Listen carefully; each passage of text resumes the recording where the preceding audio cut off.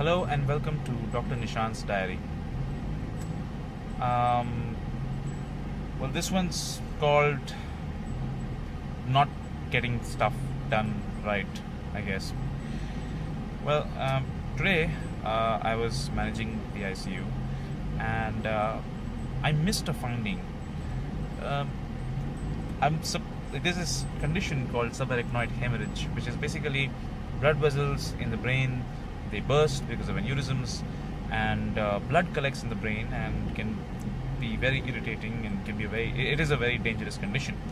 Now, even if this is operated on time, there's always a chance of these blood vessels getting very irritated and then spasming. So they kind of constrict, they close down, and the blood to the parts they supply, it stops. Now, to recognize this early, we have to make sure that we diagnose the patient's sensorium, they recognize you, how well they are, and on a regular basis, hourly. Especially, we have to see if there's any paresis, which is weakness in the limbs. It's one of the most important signs. And if this can be recognized on time, it can be reversed with specific therapies. So I was taking rounds, my job, and checking all the patients until two difficult trauma patients who had accidents, came into the ICU, and I got very busy looking after them. And then my senior came and he said, there is this other patient with subarachnoid hemorrhage, and you missed the vasospasm. And we started therapy, we found it on time, and the patient got better. But I missed it, and I know that I was busy doing other things, doctorly, and helping other patients, but you can't miss these things in medicine, and it's tough when you do. And that's why there is a teaching system.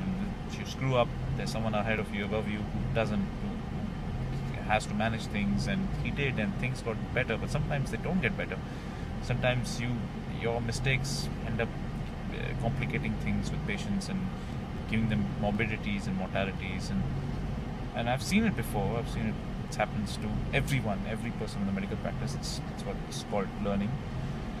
But there is no excuse for it. You carry this stuff with you all the time. It's because of you that this patient lost a limb. It's because of you that the patient lost his life. It's because of you, somewhere or the other, you end up always finding a fault. Even when you do everything right, you keep thinking, maybe I should have done this, or maybe I should have done that. No, why didn't I do this at the time? Sometimes you make decisions correctly and you still end up thinking, maybe I should have done this instead of this and had a better result. And having too many patients is no excuse, and being too busy is no excuse. It just has to come to you. And it'll come to you slowly, just like all things come to you slowly, with practice and with time.